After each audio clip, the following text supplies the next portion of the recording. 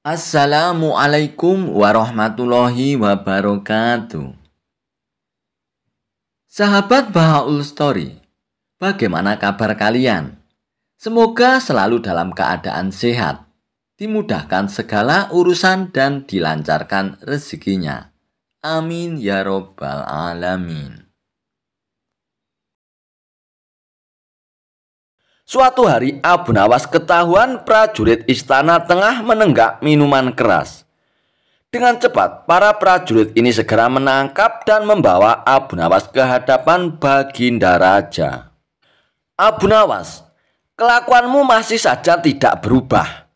Selama ini aku sudah berbaik hati kepadamu. Aku sengaja meloloskanmu dari hukuman karena kamu selalu berjanji tidak akan mengulanginya. Tapi kali ini sudah tidak ada maaf bagimu. Apapun alasanmu, kamu tetap akan saya hukum, ucap Baginda Raja. Sementara Abu Nawas pun hanya terdiam. Kepalanya tertunduk tak berani menatap. Kira-kira hukuman apa yang pantas diberikan supaya Abu Nawas kapok dengan perbuatannya? Tanya Baginda Raja kepada penasihat istana. Kemudian penasihat istana pun mengusulkan bagaimana kalau Abu Nawas dihukum dengan cara minum air yang mendidih. Ternyata usulan tersebut langsung diterima oleh Baginda Raja. Usulmu bagus sekali penasihat, aku setuju denganmu, kata Baginda Raja. Seketika itu juga Abu Nawas pun langsung pucat. Tubuhnya menjadi gemetaran karena sama saja ia akan dihukum mati. Ampun Paduka yang mulia, hamba mohon keringanan hukuman, pinta Abu Nawas. Keputusanku sudah bulat Abu Nawas dan tidak bisa ditawar-tawar lagi, balas Baginda Raja. Baiklah Paduka yang mulia, kalau itu memang sudah keputusan Paduka, saya terima dengan berat hati. Tapi sebelum saya menjalani hukuman, izinkan saya menemui istri dan anak-anak saya untuk berpamitan, ujar Abu Nawas. Sejenak Baginda Raja pun terdiam. Ia heran dengan kata-kata Abu Nawas yang berpamitan. Maksudmu bagaimana ini Abu Nawas? Tanya Baginda Raja dengan heran. Begini Paduka, apabila air mendidih masuk ke dalam perut, bukan hanya lidah dan bibir saja yang akan melepuh, tapi semua organ tubuh di dalam juga ikut melepuh. Tidak menutup kemungkinan saya akan mati saat itu juga, jelas Abu Nawas. Baginda Raja pun terkejut, ia tak menyadari akan hal itu. Kasihan juga Abu Nawas, tapi masa saya harus menarik kembali ucapan saya? Itu tidak mungkin. Martabat saya sebagai raja akan jatuh, pikir Baginda Raja. Baiklah Abu Nawas, saya penuhi permintaanmu, sekarang kamu pulanglah. Tapi besok kamu harus sudah ada di sini, titah Baginda Raja. Abu Nawas pun lalu pamit pulang. Sesampainya di rumah, Abu Nawas pun memberitahukan kepada istri dan anak-anaknya tentang hukuman yang akan ia jalani. Mengapa Baginda Raja sekejam itu suamiku? Kata istri Abu Nawas tak terima. Sudahlah wahai istriku, bila memang ini sudah takdirku untuk mati, aku harap kamu dan anak-anak mengikhlaskan kepergianku, tutur Abu Nawas.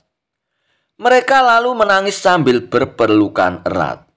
Malam pun semakin larut, Abu Nawas masih belum dapat memejamkan matanya. Ia terus meratapi nasib yang tengah dihadapinya. Namun ia terus mencari cara bagaimana supaya bisa lolos dari hukuman Baginda Raja.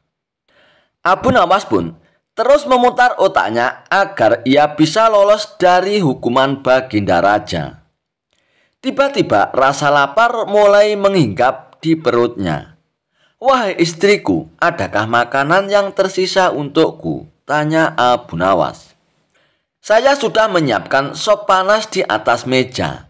Tapi sepertinya sekarang sudah dingin suamiku, jawab istri Abu Nawas. Sudah dingin. Memangnya kapan kamu membuat sopnya, istriku? Tanya Abu Nawas. Tadi sewaktu habis sholat isya. Ini kan sudah tengah malam, jadi wajar kalau sopnya sudah dingin, kata istri Abu Nawas menjelaskan.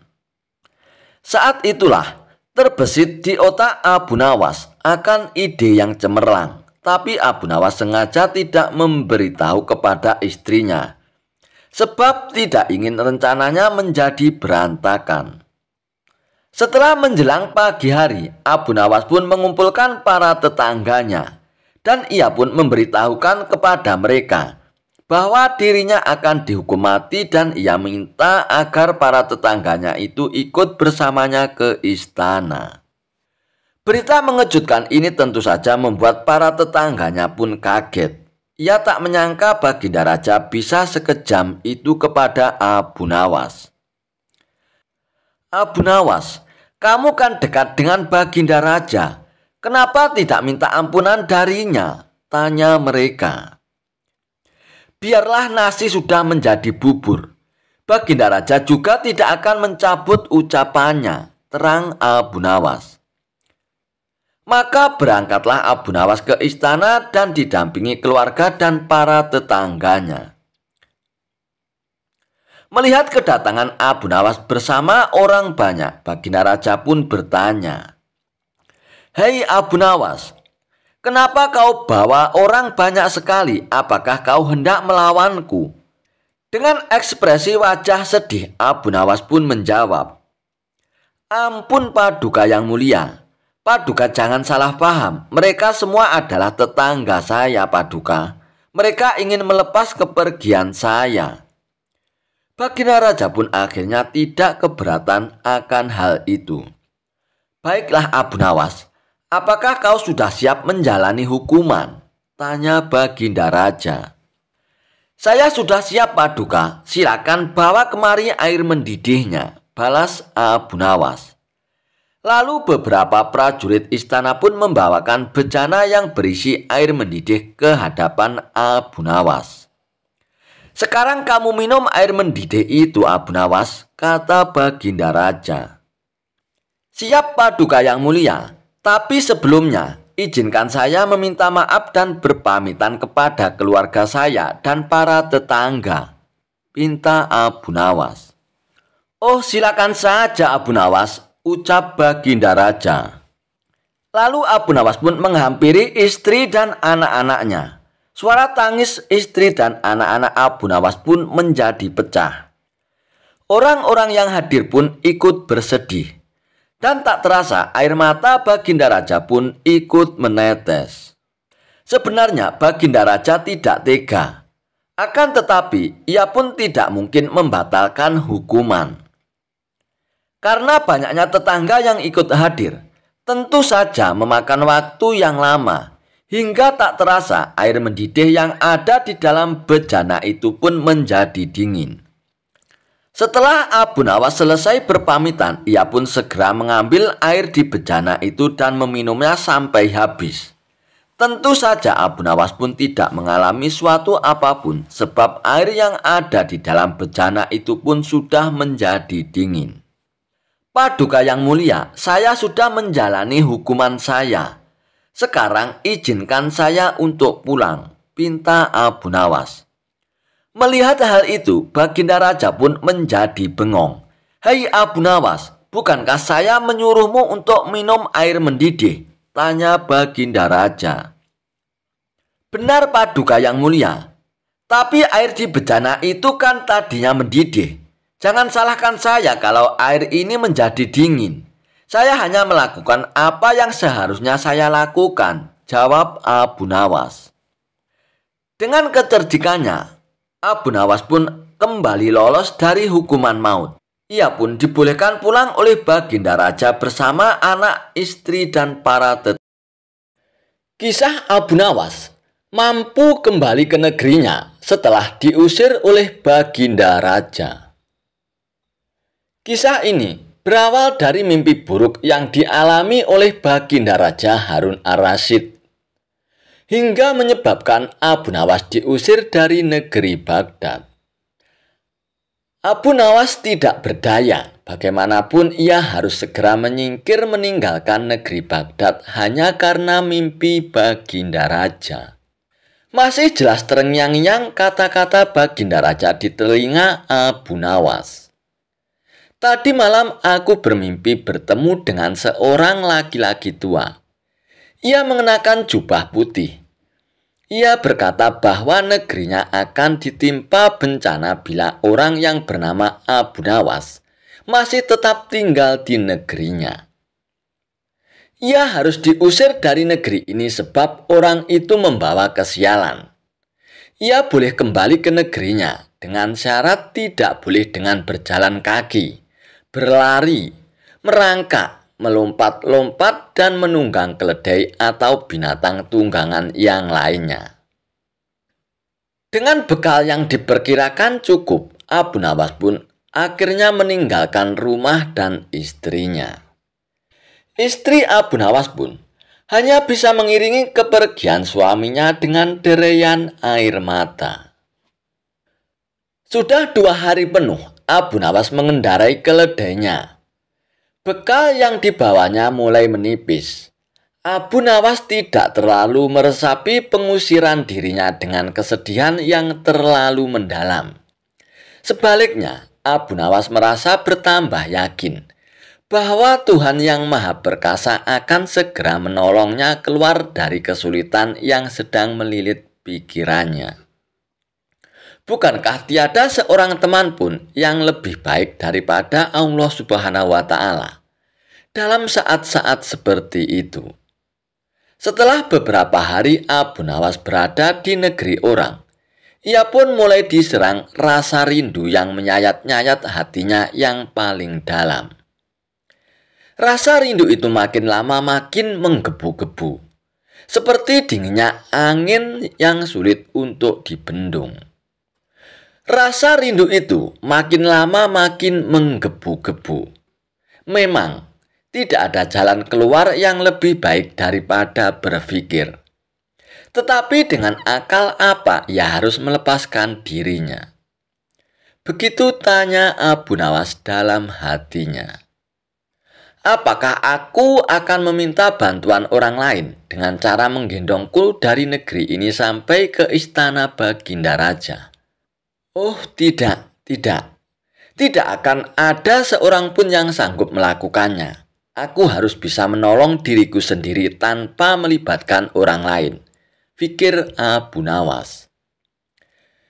Pada hari ke-19, Abu Nawas pun menemukan cara lain yang tidak masuk larangan Baginda Raja Harun ar-Rasyid.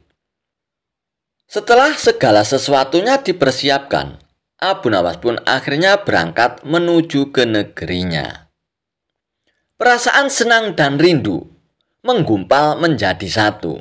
Kerinduan yang selama ini melecut-lecut semakin menggila karena Abu Nawas tahu sudah semakin dekat dengan kampung halamannya. Mengetahui Abu Nawas bisa pulang kembali, penduduk negeri pun gembira. Desas-desus tentang kembalinya Abu Nawas segera menyebar secepat bau semerbak bunga yang menyerbu hidung.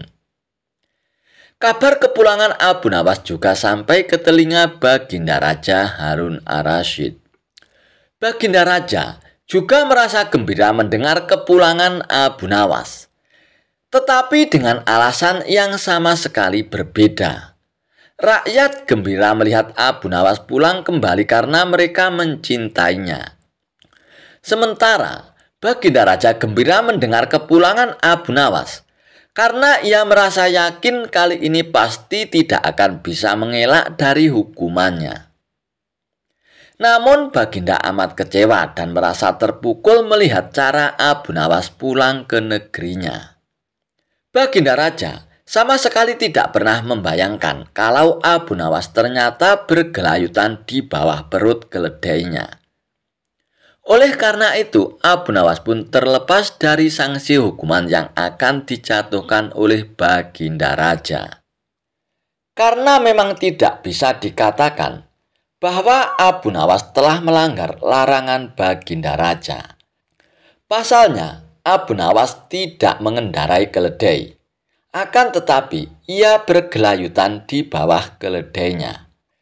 Begitulah cara Abu Nawas menggunakan keledainya untuk menyelamatkan diri dari hukuman Baginda Raja. Jawaban cerdas Abu Nawas ketika ditanya, Allah sedang apa sekarang? Dikisahkan, suatu hari banyak tamu yang berkumpul di istana Baginda Raja Harun ar-Rasyid. Ternyata tamu tersebut adalah para ulama. Mereka bercengkrama dan membicarakan masalah agama hingga urusan negara. Di sela-sela waktu santainya, para ulama tersebut menerima pertanyaan dari Baginda Raja. Adakah di antara kalian yang tahu kira-kira Allah sedang apa sekarang? Tanya Baginda Raja kepada para ulama. Baginda Raja selalu memberikan pertanyaan-pertanyaan unik dan tak lazim. Tidak mengherankan, memang begitulah karakter dari Baginda Raja. Apakah Paduka tidak mempercayai keberadaan Allah? Tanya balik salah satu dari para ulama tersebut. Saya sangat percaya adanya Allah. Dan saya percaya Allah maha segala-galanya, menguasai segala alam semesta dan alam akhirat. Dan yang saya tanyakan, kira-kira Allah sedang apa sekarang? Tanya Baginda Raja lagi. Para ulama pun saling memandang satu sama lain. Mereka tidak tahu harus menjawab apa. Tidak selayaknya Baginda Raja bertanya seperti itu. Jangan samakan zat Allah dan manusia, kata mereka. Sudah saya katakan, saya tidak menyamakan zat Allah dengan apapun, apalagi dengan manusia. Saya hanya penasaran, kira-kira Allah sedang apa sekarang? Kalau tidak tahu, bilang saja tidak tahu, balas Baginda Raja. Sejenak, suasana pun menjadi hening. Baginda Raja pun teringat dengan sosok Abu Nawas. Apakah mungkin Abu Nawas bisa menjawab pertanyaanku ini? Ujar Baginda Raja dalam hatinya. Lalu Baginda Raja pun menyuruh para pengawalnya untuk segera menjemput Abu Nawas. Bergegaslah beberapa pengawal pergi menuju tempat tinggal Abu Nawas. Tetapi saat itu Abu Nawas sedang tidak berada di rumah. Dan menurut istrinya, dia sedang berada di warung. Para pengawal itu pun langsung bergegas menuju warung, tempat Abu Nawas nongkrong bersama kawan-kawannya. Wahai Abu Nawas, kamu dipanggil Baginda Raja untuk menghadap sekarang, ujar salah satu pengawal. Dengan pakaian seadanya, Abu Nawas pun bergegas ke istana bersama dengan beberapa pengawal istana. Saat tiba di istana, terlihat beberapa ulama sedang berkumpul. Baginda Raja tampak duduk berwibawa di atas singgasananya. Setibanya di istana, Baginda Raja pun langsung memanggil Abu Nawas. Wahai Abu Nawas, kemarilah, titah Baginda Raja. Abu Nawas pun segera menuju ke depan setelah menyapa para ulama. Belum sempat Abu Nawas untuk duduk dengan sempurna. Tanpa basa-basi, Baginda Raja bertanya kepada Abu Nawas. Wahai Abu Nawas, saya mau menguji kecerdasanmu, apakah kamu bisa menjawabnya atau tidak? Para ulama di sini tidak ada yang bisa menjawab pertanyaanku, Abu Nawas, ujar Baginda Raja kepada Abu Nawas. Wahai Paduka yang mulia, beliau-beliau ini adalah ulama yang berilmu agama tinggi, sedangkan hamba hanyalah orang biasa. Tidak pantas rasanya kalau saya menjawab pertanyaan Paduka yang mulia, sahut Abu Nawas. Namun, jika berkenan, pertanyaan seperti apakah yang Paduka tanyakan? Sambung Abu Nawas. Tadi saya bertanya kepada para ulama di sini, Kira-kira Allah sedang apa sekarang? Tapi tidak ada satupun yang bisa menjawabnya, Abu Nawas. Apakah kamu tahu Allah sedang apa sekarang? Tanya Baginda Raja dengan penasaran. Sejenak Abu Nawas pun terdiam mendengar pertanyaan yang dilontarkan oleh Baginda Raja. Saya bisa menjawabnya, Paduka, tapi ada syaratnya, ujar Abu Nawas. Dengan sedikit terkejut, Baginda Raja pun menjawab, apa syaratnya, Abu Nawas? Syaratnya adalah saya harus duduk di singgasana Baginda Raja. Dan Baginda Raja harus duduk di bawah bersama para ulama, jawab Abu Nawas. Baginda Raja pun menuruti permintaan Abu Nawas karena penasaran, meskipun agak heran dengan permintaan tersebut. Setelah menduduki singgasana Baginda Raja, Abu Nawas pun berkata dengan lantang, kalau Baginda Raja ingin tahu Allah sedang apa sekarang, saksikanlah Allah sedang mengangkat Abu Nawas jadi raja dan Harun ar-Rasyid jadi rakyat biasa.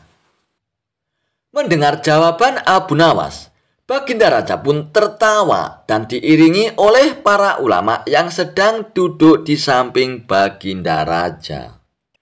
Dan jawaban Abu Nawas itu memiliki makna bahwa apa yang dilakukannya merupakan kehendak Allah Subhanahu wa Ta'ala.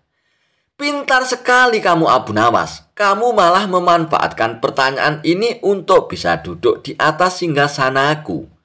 Tapi memang yang kamu katakan itu benar.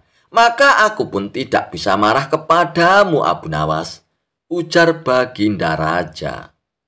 Dan Baginda Raja pun terpana dengan kecerdasan Abu Nawas dan akhirnya memberikan hadiah kepada Abu Nawas. Kisah Abu Nawas bakar tenda demi mengalahkan raja. Suatu ketika, Baginda Raja Harun ar-Rasyid menantang Abu Nawas dalam suatu perlombaan. Ajang lomba itu adalah tenda siapa yang paling ramai dan paling banyak dikunjungi oleh pengunjung, maka dialah yang menang. Mengapa menantang Abu Nawas untuk perlombaan tersebut? Bisa jadi, Baginda Raja Harun ar-Rasyid sangat senang dengan kecerdikan Abu Nawas dalam menyelesaikan tantangan. Singkat cerita, tantangan itu pun disetujui oleh Abu Nawas. Tepat di alun-alun kerajaan dan waktu pun sudah ditentukan. Aturannya adalah tenda siapa yang paling ramai dikunjungi orang, mulai pukul 12 siang hingga pukul 24 malam. Bukan hal yang sangat sulit bagi Baginda Raja untuk membuat tendanya ramai dikunjungi orang-orang. Sejak dimulainya perlombaan, tenda Baginda Raja sudah ramai dikunjungi para warga. Bagaimana tidak? Selain tenda Baginda Raja besar, di dalam tenda juga disediakan hiburan serta aneka makanan dan minuman. Siapapun yang datang ke tenda tersebut sudah pasti terhibur dan konsumsinya tercukupi. Berbeda dengan tenda milik Abu Nawas. Selain tendanya kecil tidak sebesar milik Baginda Raja, di tempat itu juga tidak ada hiburan apalagi makanan.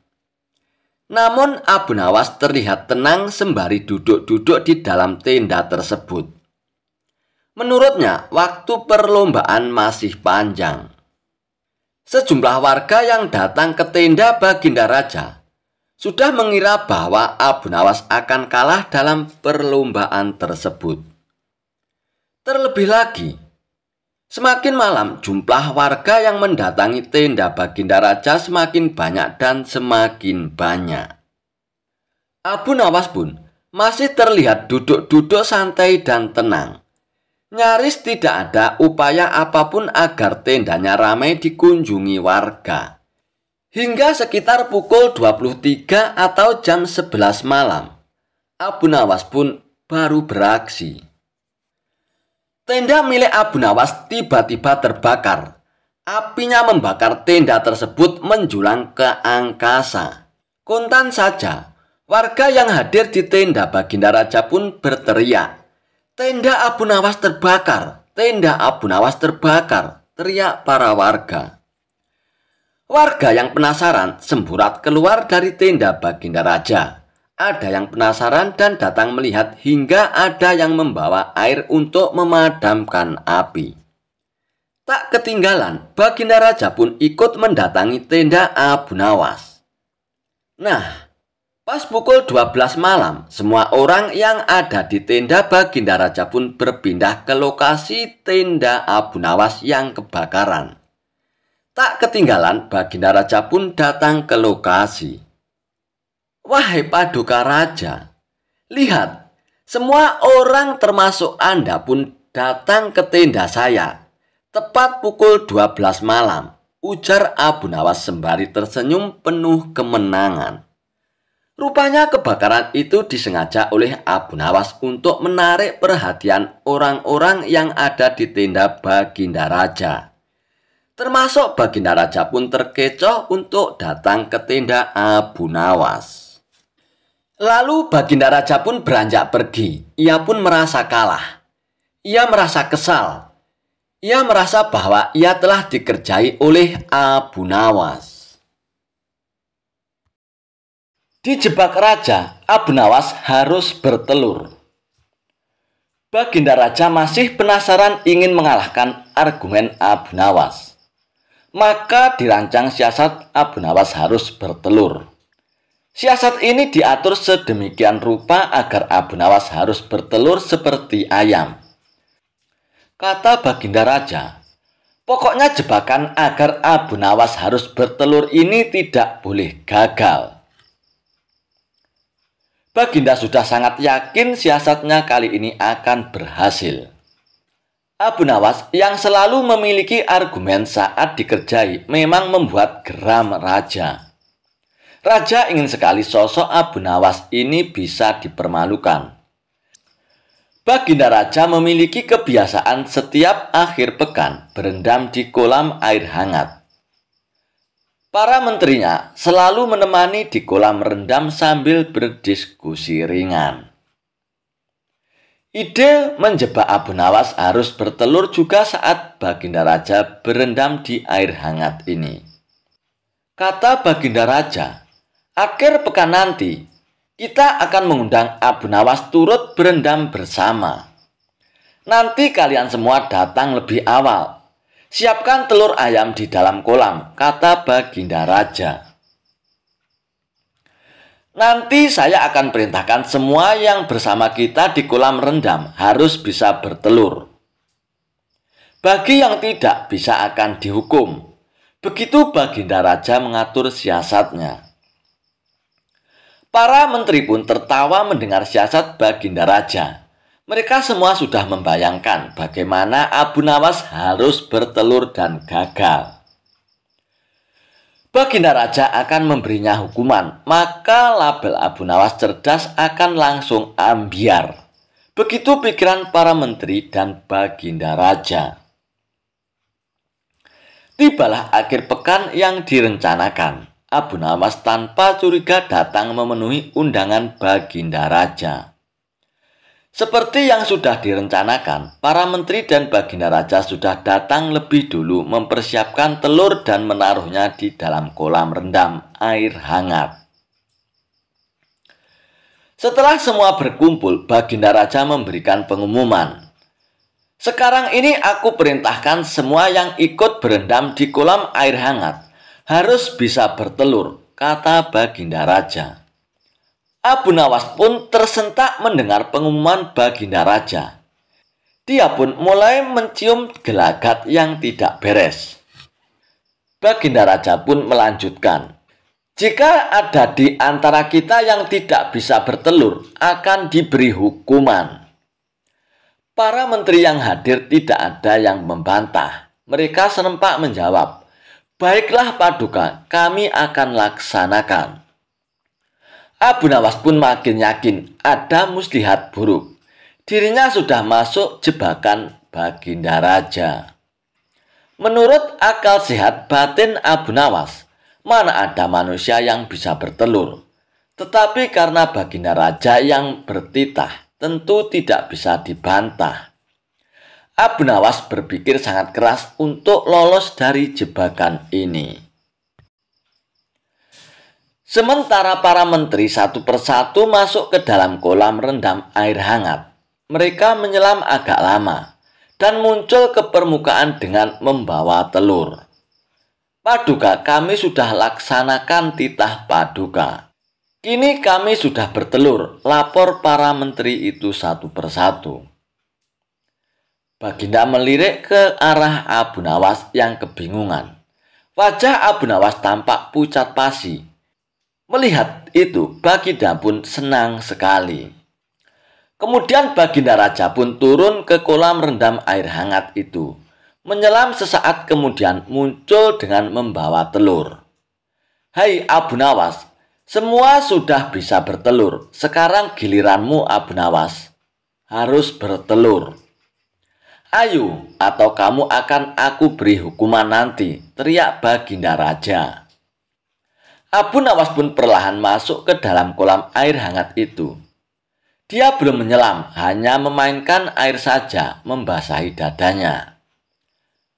Abu Nawas sedang berpikir memecahkan jebakan Baginda Raja ini, terutama agar selamat dari hukuman. Dan akhirnya Abu Nawas pun menyelam sambil terus berpikir.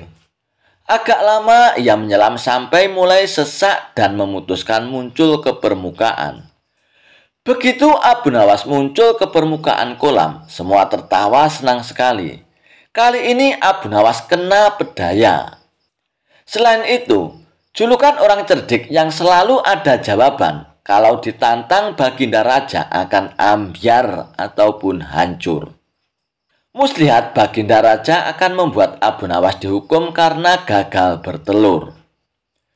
Baginda juga terlihat paling senang. Idenya berhasil membuat Abu Nawas tidak berdaya. Abu Nawas, mana telurmu? Teriak Baginda Raja tidak sabar. Abu Nawas tiba-tiba berlaku aneh. Tangannya dikepak-kepakkan seperti ayam. Lalu dia berkokok meniru ayam jantan. Kukuruyuk, kukuruyuk, kukuruyuk. Baginda Raja pun tersentak heran melihat kelakuan aneh Abu Nawas. Maaf Paduka, saya tidak bisa bertelur, jawab Abu Nawas sambil kembali berkokok. Kukuruyuk. Kenapa? Berarti kamu akan dihukum, tegas Baginda Raja. Saya merasakan diri saya ini ayam jantan Paduka. Jadi tidak mungkin bertelur. Hanya ayam betina saja yang bisa bertelur Baginda, ujar Abu Nawas sambil mengepak-ngepakkan kedua tangannya dan berkokok lagi. Kukuruyuk, kukuruyuk, kukuruyuk. Baginda Raja pun dan para menteri seperti ditampar keras oleh jawaban Abu Nawas. Baginda Raja pun bergegas mengambil pakaian dan beranjak tanpa berkata-kata lagi. Jebakan untuk Abu Nawas yang harus bertelur tak disangkanya gagal total. Malah dirinya dipermalukan, disamakan dengan ayam betina. Para menterinya juga mengikuti pergi meninggalkan Abu Nawas yang masih berkokok berkukuruyuk meledek mereka. Pada suatu hari, hakim pengadilan dibuat bingung oleh dua orang ibu yang merebutkan seorang bayi. Karena sama-sama mempunyai bukti yang kuat, hakim tidak tahu bagaimana caranya untuk menentukan siapa ibu kandung dari bayi itu. Akhirnya, dia pun pergi menghadap Raja Harun Ar-Rasyid untuk meminta bantuan, supaya kasus tersebut tidak berlarut-larut. Raja kemudian turun tangan untuk menyelesaikan masalah tersebut. Namun dia malah dibuat putus asa karenanya. Kedua wanita itu sama-sama keras kepala dan tetap menginginkan bayi tersebut. Kemudian, Raja Harun Ar-Rasyid pun memanggil Abu Nawas ke istananya. Setelah mengetahui duduk permasalahannya, Abu Nawas pun mencari cara agar nasib bayi itu tidak terlunta-lunta dan bisa bersama dengan ibu kandungnya lagi. Keesokan harinya, Abu Nawas pergi ke pengadilan dengan membawa serta seorang al-Guju. Abu Nawas menyuruh meletakkan bayi yang diperebutkan itu di atas sebuah meja. "Apa yang akan kau lakukan pada bayi itu?" tanya kedua ibu yang saling berebut itu bersamaan kepada Abu Nawas. "Sebelum menjawab pertanyaan kalian, saya akan bertanya sekali lagi. Adakah di antara kalian berdua yang bersedia menyerahkan bayi itu kepada ibunya yang asli?" kata Abu Nawas. "Tetapi bayi ini adalah anakku," jawab kedua ibu itu serentak. "Baiklah kalau begitu. Karena kalian berdua sama-sama menginginkan bayi ini, dengan terpaksa saya akan membelahnya bayi ini menjadi dua," jawab Abu Nawas. Mendengar jawaban tersebut, perempuan pertama sangat bahagia dan langsung menyetujui usulan Abu Nawas. Sementara itu perempuan yang kedua menangis histeris dan memohon agar Abu Nawas tidak melakukan hal tersebut. "Tolong jangan belah bayi itu. Serahkan saja pada wanita itu. Aku rela asalkan dia tetap hidup," ucap wanita yang kedua sambil menangis. Dan puaslah Abu Nawas ketika mendengar jawaban itu. Akhirnya Abu Nawas pun tahu siapa ibu dari bayi itu yang sebenarnya. Lalu ia pun menyerahkan bayi tersebut kepada perempuan yang kedua yang merupakan ibu kandungnya. Setelah itu Abu Nawas meminta agar pengadilan menghukum wanita yang pertama sesuai dengan kejahatannya. Hal ini dikarenakan tidak ada seorang ibu pun yang tega melihat anaknya dibunuh, apalagi di hadapannya sendiri. Akhirnya masalah pun selesai dan bayi itu akhirnya dapat bersatu kembali dengan ibu kandungnya. Kisah Abu Nawas, obat sulit tidur untuk Raja Harun ar-Rasyid. Suatu malam, Raja Harun ar-Rasyid kesulitan untuk tidur. Malam sudah semakin larut dan raja belum juga merasakan kantuk. Raja kemudian memanggil salah satu pengawal istana. Raja pun berkata, "Umumkan kepada seluruh rakyat, barang siapa yang bisa membuat raja tertidur akan diberikan 10 koin emas." Pengawal istana pun kemudian bergegas memberikan isyarat kepada bawahannya agar bergerak cepat untuk mengumumkan titah sang raja kepada rakyat. Setelah itu, datanglah dua orang yang kebetulan pada malam itu juga kesulitan untuk tidur. Mendengar penjelasan dari pengawal istana, mereka berminat untuk mengikuti sayembara itu. Namun, kedua peserta tersebut pun gagal membuat raja bisa tertidur. Cerita yang dibawakan dua peserta tersebut justru malah membuat raja semakin sulit untuk tertidur. Hingga sampailah Abu Nawas yang menawarkan diri untuk mengikuti sayembara. Setelah dipersilakan, Abu Nawas pun mulai bercerita. "Baginda, dahulu ada seekor raja semut yang kurang kerjaan. Ia masuk ke kuping sebelah kanan seseorang yang sedang tidur. Keluar lagi, masuk lagi, keluar lagi, kemudian masuk lagi. Kemudian masuk ke kuping kiri, keluar lagi, masuk lagi, keluar lagi, masuk lagi." Raja kesal mendengar kisah yang dituturkan oleh Abu Nawas. Menurut sang raja, cerita Abu Nawas tidak menarik dan membuat raja merasa bosan. Sehingga ia pun menguap dan memiringkan tubuhnya membelakangi Abu Nawas. Perlahan raja pun menutup matanya dan mulai tertidur. Pagi harinya, Abu Nawas masuk lagi ke istana dengan mengendarai kereta. 10 karung diangkat ke dalam kereta satu persatu. Penjaga pintu istana geleng-geleng kepala ketika kereta itu keluar dari gerbang. Abu Nawas tertidur pulas di atas tumpukan karung emas dengan suara mendengkur yang keras. Kisah Abu Nawas sembunyi di kolong saat pergoki maling masuk rumah. Alkisah, pada suatu hari maling masuk ke rumah Abu Nawas. Alih-alih mengusir atau mencegah pencurian, Abu Nawas justru bersembunyi di kolong tempat tidurnya. Alhasil, si maling leluasa mengobrak-abrik rumah Abu Nawas dengan leluasa. Melihat itu, istri Abu Nawas pun marah. Saking marahnya, sang istri bahkan sampai menyindir Abu Nawas. "Sampean ini lelaki kok takut sama pencuri," kata sang istri. Bukannya tersinggung, Abu Nawas justru menjawab, ia merasa sungkan dengan si maling. Sebab di rumahnya tidak ada barang yang berharga yang bisa dia curi. "Aku tidak enak kalau dia tahu saya, soalnya di rumah ini tidak ada apa-apa yang bisa dicuri," kata Abu Nawas.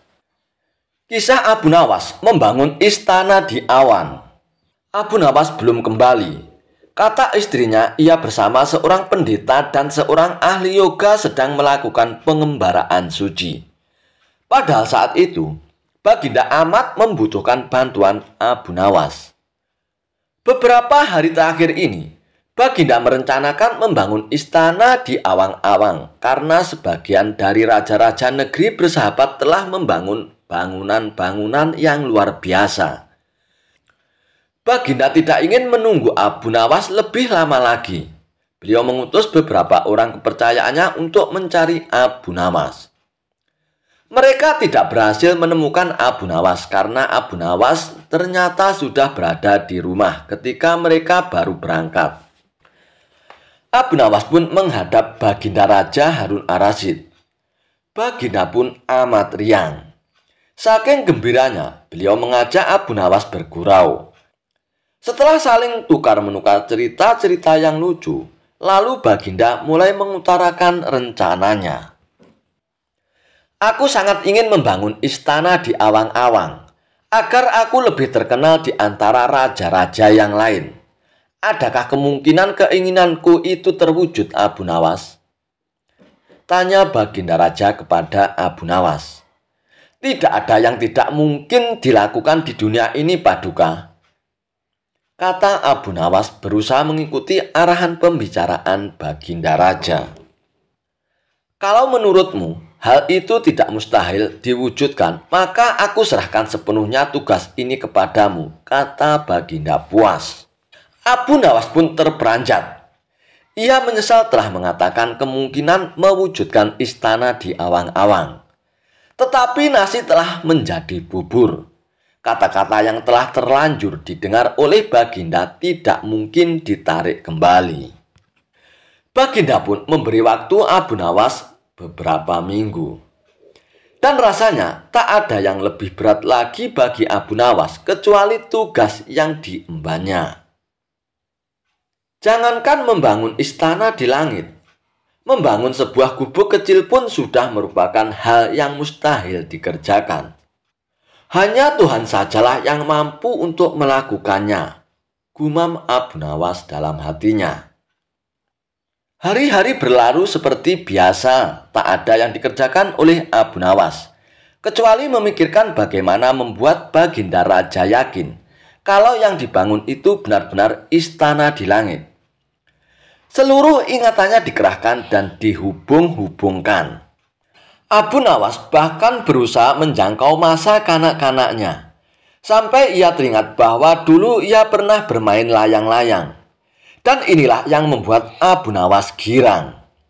Abu Nawas tidak menyia-nyiakan waktu lagi. Ia bersama beberapa kawannya merancang layang-layang raksasa terbentuk persegi 4. Dan setelah selesai, baru Abu Nawas melukis pintu-pintu serta jendela-jendela dan ornamen-ornamen lainnya.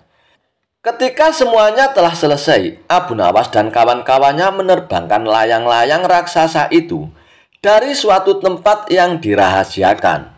Begitu layang-layang raksasa terbentuk, istana itu mengapung di angkasa. Penduduk negeri gempar. Baginda Raja girang bukan kepalang. Benarkah Abu Nawas berhasil membangun istana di langit? Dengan tidak sabar beliau didampingi beberapa orang pengawal bergegas menemui Abu Nawas. Dan Abu Nawas pun berkata dengan bangga, "Paduka yang mulia, istana pesanan Paduka telah rampung," kata Abu Nawas merendah. "Engkau benar-benar hebat, Abu Nawas," kata Baginda memuji Abu Nawas. "Terima kasih Baginda yang mulia," kata Abu Nawas. "Lalu bagaimana caranya aku ke istana?" tanya Baginda Raja. "Dengan tambang Paduka yang mulia," kata Abu Nawas dengan tenangnya. "Kalau begitu, siapkan tambang itu sekarang. Aku ingin segera melihat istanaku dari dekat," kata Baginda tak sabar lagi. "Hamba Paduka yang mulia, hamba kemarin lupa memasang tambang itu sehingga seorang kawan hamba tertinggal di sana dan tidak bisa turun," kata Abu Nawas mulai berkelit. "Bagaimana dengan engkau sendiri, Abu Nawas? Dengan apa engkau turun ke bumi?" tanya Baginda Raja. "Dengan menggunakan sayap Paduka yang mulia," kata Abu Nawas dengan bangga. "Kalau begitu buatkan aku sayap supaya aku bisa terbang ke sana," kata Baginda Raja. "Paduka yang mulia, sayap itu hanya bisa diciptakan dalam mimpi," kata Abu Nawas menjelaskan. "Engkau berani mengatakan aku gila sepertimu?" tanya Baginda dan sambil melotot. "Ya Baginda, kurang lebih seperti itu," jawab Abu Nawas tangkas. "Apa maksudmu, Abu Nawas?" tanya Baginda lagi. Baginda tahu bahwa membangun istana di awang-awang adalah pekerjaan yang mustahil untuk dilaksanakan. Tetapi Baginda tetap menyuruh hamba mengerjakannya. Sedangkan hamba juga tahu bahwa pekerjaan itu mustahil untuk dikerjakan. Tetapi hamba tetap menyanggupinya. Titah Baginda yang tidak masuk akal itu, kata Abu Nawas berusaha menjelaskan kepada Baginda Raja. Tanpa menoleh, Baginda Raja pun kembali ke istana diiringi para pengawalnya. Abu Nawas berdiri sendirian sambil memandang ke atas melihat istana terapung di atas. Kisah Abu Nawas memenangkan lomba berburu. Suatu hari yang cerah, Raja Harun Ar-Rasyid dan para pengawalnya meninggalkan istana untuk berburu. Namun di tengah perjalanan, salah satu pejabat kerajaan yang bernama Abu Jahil menyusul dengan terengah-engah di atas kudanya. Baginda, hamba mau mengusulkan sesuatu," kata Abu Jahil sambil mendekati sang raja. "Apa usulmu, wahai Abu Jahil?" tanya Baginda Raja. "Agar acara berburu ini lebih menarik dan disaksikan banyak penduduk, bagaimana kalau kita sayembara saja?" ujar Abu Jahil dengan raut wajah serius. Baginda Raja pun terdiam sejenak dan mengangguk-anggukkan kepala. "Hamba ingin beradu ketangkasan dengan Abu Nawas, dan nanti pemenangnya akan mendapatkan sepundi uang emas. Tapi kalau kalah, hukumannya adalah dengan memandikan kuda-kuda di istana selama 1 bulan, tutur Abu Jahil meyakinkan Baginda Raja. Dan akhirnya, Baginda Raja pun menyetujui usulan dari Abu Jahil tersebut. Hitung-hitung sayembara itu akan memberikan hiburan kepadanya. Maka dipanggillah Abu Nawas untuk menghadap Baginda Raja. Dan Abu Nawas pun segera menghadap Raja Harun Ar-Rasyid. Ia pun diberi petunjuk panjang lebar oleh Baginda Raja.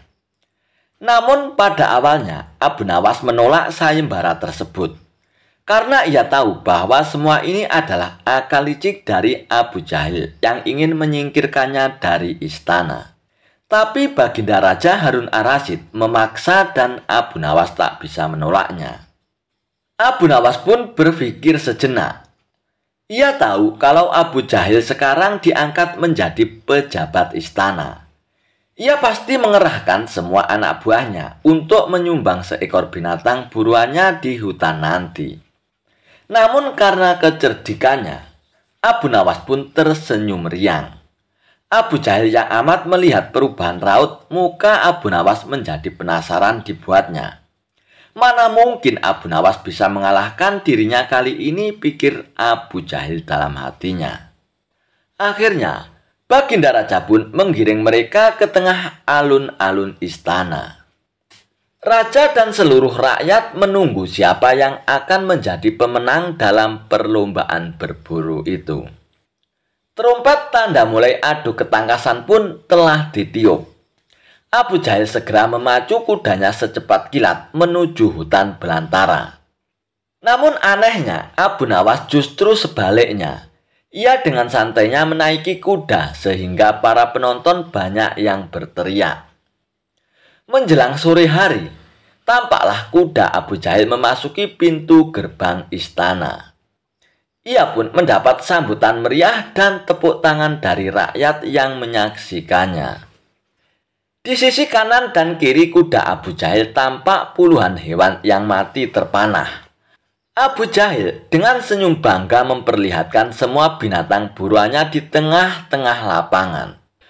Aku, Abu Jahil, berhak memenangkan lomba ini. Lihat, binatang buruanku banyak. Mana mungkin Abu Nawas mengalahkanku? Teriaknya lantang yang membuat para penonton pun semakin ramai bertepuk tangan. Tidak beberapa lama, kemudian terdengar suara kaki kuda Abu Nawas pun mendekat. Semua orang mentertawakan dan meneriakinya karena Abu Nawas tak membawa satu pun binatang buruan di kudanya. Tapi Abu Nawas tidak tampak gusar sama sekali. Ia malah tersenyum dan melambaikan tangannya. Baginda Raja pun menyuruh 2 orang pengawalnya maju ke tengah lapangan untuk menghitung jumlah binatang buruan yang didapatkan 2 peserta tersebut. Dan kesempatan pertama, para pengawal menghitung jumlah binatang hasil buruan Abu Jahil. 35 ekor kelinci ditambah 5 ekor rusa dan 2 ekor babi hutan, kata salah satu pengawal. Kalau begitu, akulah pemenangnya karena Abu Nawas tak membawa seekor binatang pun, teriak Abu Jahil dengan sombongnya. Tenang, tenang, aku membawa ribuan binatang. Jelaslah aku pemenangnya. Dan engkaulah, wahai Abu Jahil, silakan memandikan kuda-kuda di istana menurut aturan lomba. Semua binatang boleh ditangkap, yang penting jumlahnya kan, kata Abu Nawas sambil membuka bambu kuning yang telah diisi dengan ribuan semut merah. Jumlahnya sangat banyak, Baginda, mungkin ribuan. Kami tak sanggup menghitungnya lagi, kata pengawal kerajaan yang menghitung jumlah semut itu. Melihat kenyataan itu, Abu Jahil tiba-tiba saja jatuh pingsan. Baginda Raja pun tertawa terpingkal-pingkal dan langsung memberi hadiah kepada Abu Nawas. Pada suatu waktu, Abu Nawas dipanggil oleh Baginda Raja Harun ar-Rasyid untuk datang ke istana. Baginda Raja ingin menguji kecerdasan Abu Nawas perihal kemampuannya dalam ilmu ceramah. Wahai Abu Nawas, mulai Jumat depan, kamu yang bertugas untuk berkhotbah, Abu Nawas, titah Baginda Raja. Waduh, tapi saya kan penyair, Paduka. Saya bukan. Kenapa, Abu Nawas? Kamu mau menolak perintahku ya? Bukan begitu, Paduka yang mulia. Tapi ada apa dengan khotib yang biasanya berkhotbah? Tapi aku mau mendengar khotbah darimu, Abu Nawas. Memangnya tidak boleh ya? Tapi apalagi, Abu Nawas? Pokoknya kamu harus berkhotbah dan saat berkhotbah tidak boleh ada jamaah yang tertidur karena mendengar khotbah darimu, Abu Nawas, ujar Baginda Raja. Baiklah Paduka yang mulia. Saya akan melaksanakan titah Paduka yang mulia, ujar Abu Nawas. Namun Abu Nawas pun merasa lemas dengan perintah itu. Wah, gawat nih, kata Abu Nawas saat diantar prajurit keluar gerbang istana. Gawat gimana maksudmu, Abu Nawas? Bentak prajurit. Kamu mau menolak perintah Paduka yang mulia, Abu Nawas? Kamu mau dihukum gantung ya? Bukan begitu prajurit. Baiklah, Jumat depan saya akan berkhotbah. Keringat dingin pun membanjiri tubuh Abu Nawas. Ia sama sekali belum pernah berkhotbah. Sama sekali belum pernah berpidato di depan umum. Baik sekedar menyampaikan informasi, apalagi menasihati orang dengan ayat-ayat suci. Ia kan seorang penyair, bukan pengkhotbah. Kalau membual di warung-warung, dia sih jagonya. Kalau mengarang cerita dan melantunkan syair, itu sudah biasa. Dan sekarang, mau tidak mau, Abu Nawas harus melaksanakan perintah Baginda Raja. Sebab kalau tidak, seperti yang diketahuinya, Baginda Raja pun tidak segan-segan menghukum Abu Nawas dengan hukuman yang seberat-beratnya. Saat sholat Jumat pun tiba. Abu Nawas pun belum tahu apa yang akan dikhotbahkannya. Pikirannya masih blank. Dia datang saja ke masjid dengan pengawasan yang ketat dari prajurit-prajurit kerajaan. Kalau-kalau Abu Nawas hendak melarikan diri. Para jamaah yang telah mengetahui bahwa Abu Nawas yang akan menjadi khotib Jumat itu memiliki pikiran yang beragam. Ada yang merasa kasihan karena Abu Nawas bakal kena hukuman. Ada yang jadi malas ke masjid. Ada juga yang penasaran dengan isi khotbah yang akan dibawakan oleh Abu Nawas. Salah seorang jamaah pun memberanikan diri menegur Abu Nawas. Hai Abu Nawas, nanti akan bawakan tema apa saat berkhotbah? Belum tahu juga saya. Mau bawa temakan apa nantinya? Memangnya kamu bisa ya Abu Nawas? Sebenarnya aku merasa kasihan denganmu. Udahlah Abu Nawas, kabur aja ke negeri lain. Mumpung masih ada kesempatan. Daripada kena hukuman pancung nantinya. Abu Nawas pun makin tidak bisa berkonsentrasi. Udahlah kawan, jangan nanya-nanya melulu. Bikin orang makin tak enak aja. Dan setelah takmir masjid memberikan pengumuman, saatnya Abu Nawas pun maju. Abu Nawas pun naik ke mimbar dengan jantung seakan mau copot. Keringat pun membanjiri wajahnya, seolah setiap saat dia habis berwudu. Mata para jamaah pun menatap tajam ke arah Abu Nawas. Mereka memandang seakan telah tiba malaikat maut menunggu perintah untuk mencabut nyawanya. Para prajurit kerajaan menatap tajam mengawasi Abu Nawas. Kalau dia melarikan diri. Suasana Jumatan pun menjadi mencekam.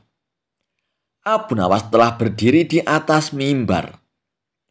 Assalamualaikum warahmatullahi wabarakatuh. Jamaah pun menjawab dengan kompak dan penuh dengan konsentrasi. Tidak seperti Jumat sebelumnya, ternyata jamaah masjid pun membeludak. Banyak juga jamaah yang berdatangan dari daerah lain. Jamaah pun melober hingga ke gerbang istana. Karena mereka sangat penasaran bakal seperti apa khotbah yang akan dibawakan oleh Abu Nawas. Muadzin pun melantunkan azan. Dan di saat inilah Abu Nawas mendapatkan sebuah ide yang cemerlang tentang materi khotbahnya.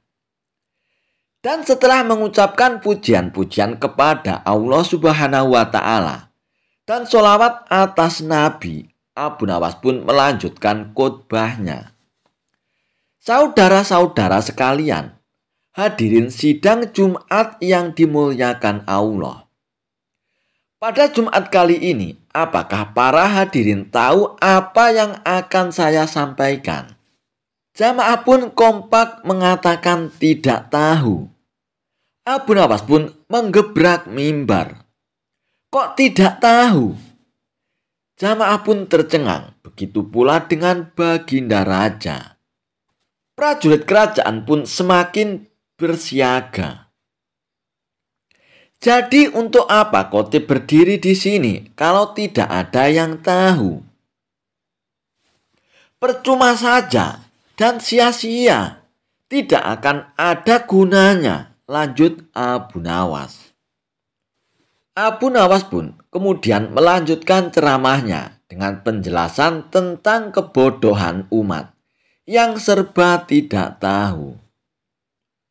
Para hadirin sidang Jumat yang berbahagia, umat Islam harus banyak tahu, harus selalu belajar dan belajar. Agar pengetahuan kita bertambah luas. Wahyu yang pertama turun adalah Iqra atau bacalah. Ini adalah perintah agar kita banyak belajar. Dan Abu Nawas pun makin bersemangat di atas mimbarnya. Dia memotivasi umat agar tidak menjadi umat yang bodoh. Untuk apa pengetahuan? Dia membukakan cakrawala kepada para jamaah. Dan para jamaah pun mendengarkan dengan antusias. Baginda Raja pun sangat senang dengan kondisi ini. Bahkan sebenarnya ia pun sayang dengan Abu Nawas. Cuma terkadang caranya itu tidak seperti orang lain. Raja punya cara tersendiri. Raja juga senang karena para jamaah tidak ada yang tertidur saat Abu Nawas menyampaikan khotbahnya. Dan baru kali ini, para jamaah terlihat sangat antusias. Selepas sholat Jumat, Baginda Raja pun memanggil Abu Nawas.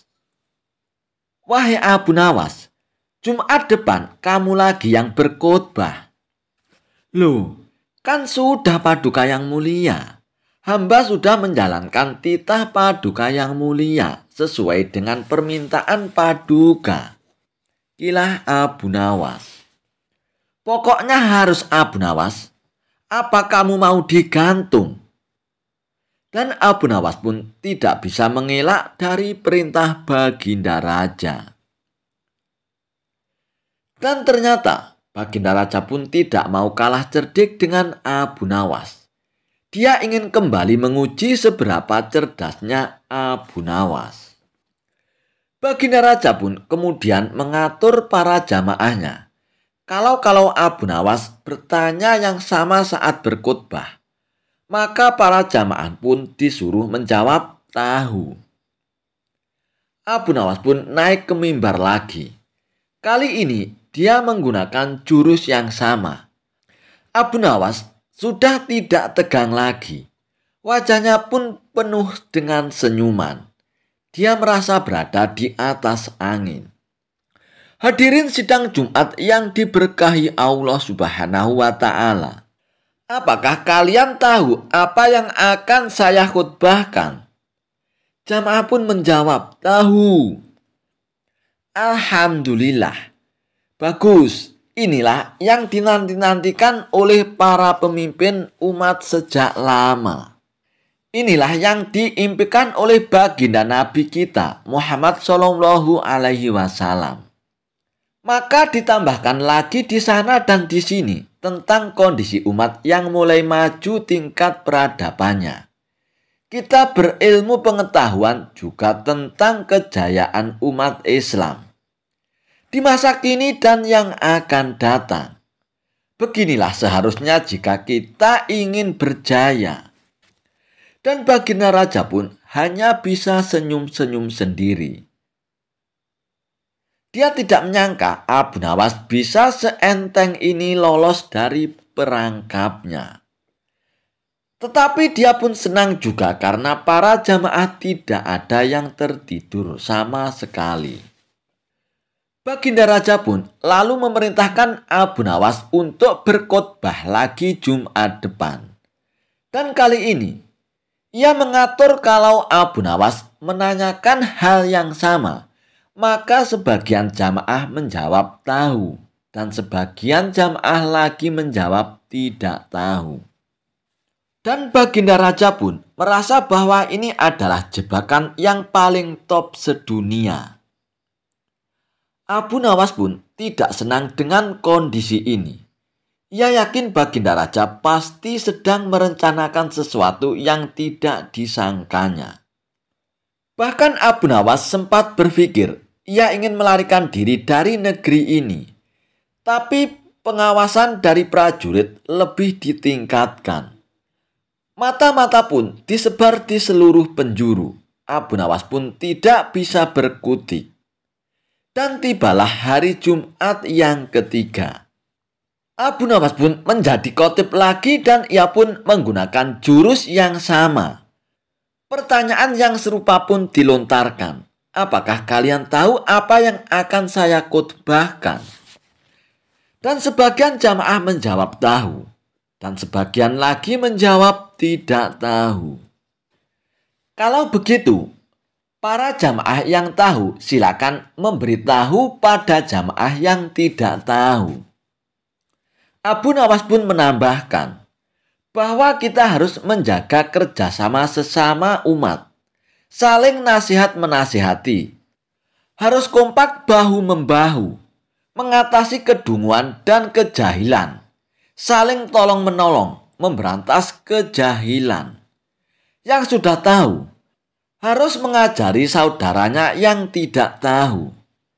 Jangan sampai tenggelam dalam kegelapan.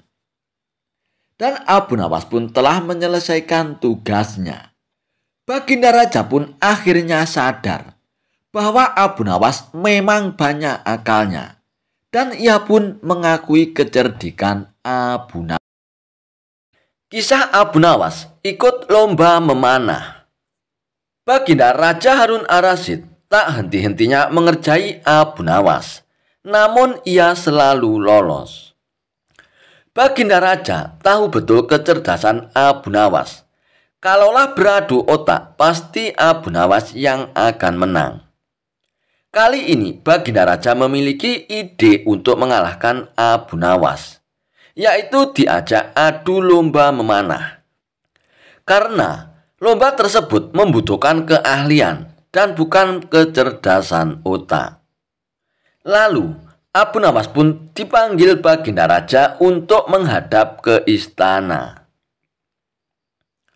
Aku sedang mengadakan lomba memanah. Kamu harus ikut lomba itu, Abu Nawas, perintah Baginda Raja. Di saat Abu Nawas kebingungan, Baginda Raja pun berkata lagi, "Hai Abu Nawas, kenapa kamu masih bengong? Ada hadiah besar menantimu, Abu Nawas. Tapi syaratnya kamu hanya boleh memanah 1 kali dan harus tepat sasaran. Kalau berhasil, hadiah besar bisa kamu bawa pulang, Abu Nawas. Tapi kalau kamu gagal, kamu harus pulang ke rumah dengan jalan merangkak," ucap Baginda Raja. Ternyata dugaanku benar. Raja memanggilku ke istana hanya untuk mempermalukanku. Sudah tahu aku tak pandai memanah, ucap Abu Nawas dalam hatinya. Abu Nawas pun berpikir keras agar selamat dari jebakan Baginda Raja. Abu Nawas pun dengan berat hati mengambil busur dan anak panah. Otaknya terus berputar mencari cara agar tidak dipermalukan Baginda Raja. Akhirnya, dengan memantapkan hati, Abu Nawas pun membidik sasarannya. Ia pun mulai memanah dan sudah bisa ditebak anak panah meleset jauh dari sasaran. Namun dengan kecerdikannya, Abu Nawas pun berteriak, "Itu tadi gaya memanah Tuan Menteri." Segera dicabutnya anak panah itu. Ia pun membidiknya dan memanah lagi. Masih juga meleset dari sasaran. Abu Nawas pun berteriak lagi. Demikian gaya wali kota memanah. Baginda Raja pun menjadi tidak sabar dan berteriak, "Hai Abu Nawas, mana gaya memanahmu?" tanya Baginda Raja. "Tenanglah Baginda, gaya hamba tentu lebih baik," ujar Abu Nawas.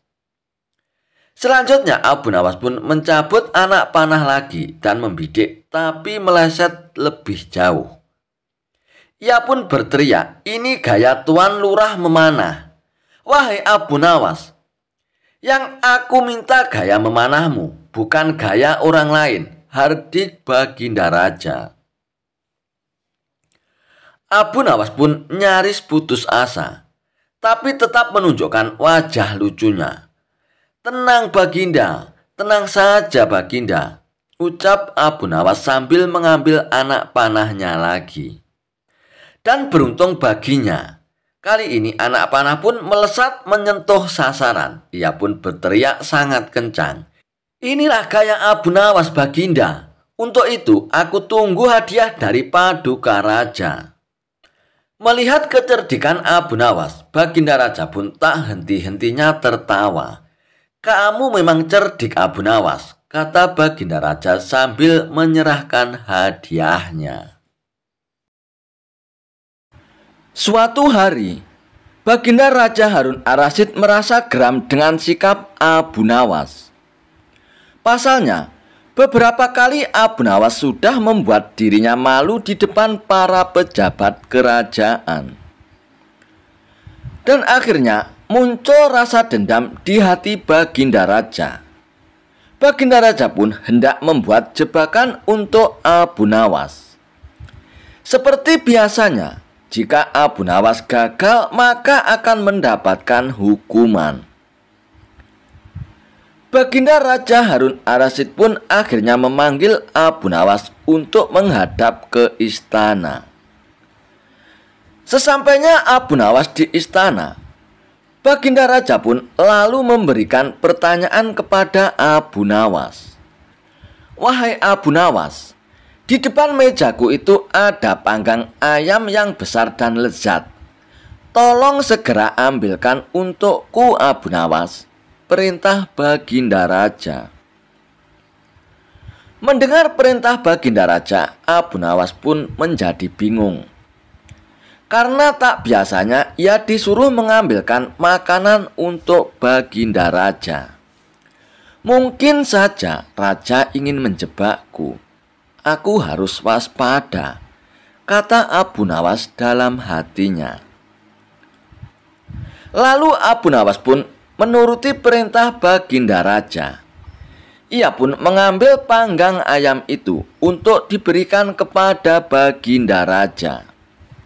Namun sebelum Abu Nawas memberikan panggang itu kepada Baginda Raja, Baginda Raja pun berkata, "Abu Nawas, di tangan kamu itu ada sepotong panggang ayam yang lezat. Silakan dinikmati Abu Nawas," perintah Baginda Raja. Mendengar perintah Baginda Raja, Abu Nawas pun semakin kebingungan. Di tengah-tengah kebingungan Abu Nawas, tiba-tiba Baginda Raja pun berkata lagi, "Tapi ingat Abu Nawas, dengarkan dulu petunjuknya. Jika kamu memotong paha ayam itu, maka aku akan memotong pahamu. Dan jika kamu memotong dada ayam itu, maka aku akan memotong dadamu. Tidak hanya itu saja, jika kamu memotong dan memakan kepala ayam itu, maka aku akan memotong kepalamu. Akan tetapi, kalau kamu hanya mendiamkan saja panggang ayam itu, kamu akan aku gantung Abu Nawas," titah Baginda Raja. Mendengar titah Baginda Raja, Abu Nawas pun semakin kebingungan. Dalam kebingungannya, ia semakin yakin jika hal itu hanya akal-akalan Baginda Raja demi untuk menghukumnya. Tak cuma Abu Nawas yang merasa kebingungan, melainkan semua pejabat yang hadir di istana pun tampak kebingungan. Sekian lamanya Abu Nawas hanya membolak-balik panggang ayam itu, sambil ia memikirkan bagaimana cara agar ia lolos dari hukuman Baginda Raja. Lalu Abu Nawas pun mulai mendekatkan panggang ayam itu tepat di indera penciumannya. Melihat tingkah Abu Nawas, para pejabat yang hadir di istana pun mulai bingung dan tidak mengerti apa yang akan dilakukan oleh Abu Nawas. Dan kemudian Abu Nawas pun mencium bagian pantat panggang ayam itu. Jika saya memotong paha ayam ini, maka Baginda Raja akan memotong pahaku. Jika saya memotong dada ayam ini, maka Baginda Raja akan memotong dadaku. Dan jika saya memakan dan memotong kepala ayam ini, Baginda Raja akan memotong kepalaku. Akan tetapi, coba lihat, yang aku lakukan ini adalah mencium pantat ayam ini, kata Abu Nawas. Apa maksudmu, wahai Abu Nawas? Tanya Baginda Raja. Maksud hamba adalah kalau hamba melakukan demikian, maka Baginda juga akan membalasnya demikian kan?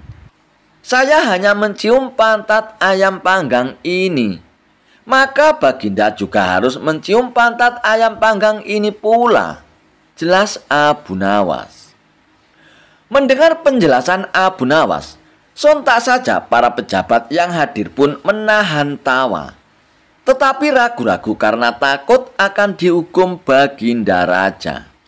Sementara itu, raja yang mendengar ucapan Abu Nawas mulai memerah mukanya karena malu untuk kesekian kalinya. Dan untuk menutupi rasa malunya, maka Baginda Raja pun memerintahkan Abu Nawas untuk segera pulang dan membawa pergi panggang ayam itu. Wahai Abu Nawas, cepat bawa pulang panggang ayam itu. Jangan sampai aku berubah pikiran, Abu Nawas, kata Baginda Raja. Lalu dengan segera Abu Nawas pun pulang dengan membawa panggang ayam tersebut. Sesampainya di rumah, Abu Nawas pun mengundang tetangganya untuk berpesta dengan ayam panggang itu. Dan untuk kesekian kalinya, Abu Nawas pun kembali lolos dari hukuman Baginda Raja. Tidak hanya itu, ia pun sukses mempermalukan Baginda Raja Harun Ar-Rasyid di depan para pejabat kerajaan.